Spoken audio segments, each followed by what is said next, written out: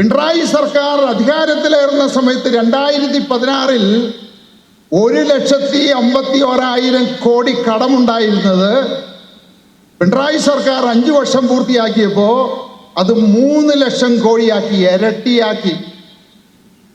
ഇനി അതിന് മുന്നിലുള്ള കാര്യം എടുക്കുകയാണ്. ഉമ്മൻചാണ്ടി സർക്കാർ കയറുന്ന സമയത്ത് 75,000 കോടി കടമുണ്ടായിരുന്നതാണ് 5 വർഷം കൊണ്ട് ഉമ്മൻചാണ്ടി സാറ് അത് 1,56,000 ആക്കിയത്.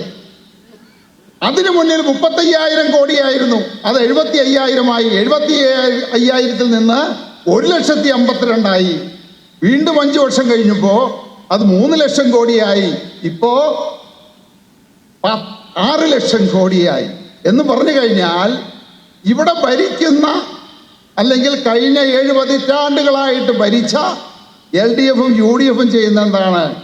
കടമെടുക്കുക, പുട്ടടിക്കുക, ഈ നാട് കൊള്ളയടിക്കുക, ദരിദ്ര ഒരു സംസ്ഥാനമാക്കി മാറ്റുക. അപ്പൊ കടം ഇരട്ടിയാക്കുന്ന ഒരു പദ്ധതിയാണ്.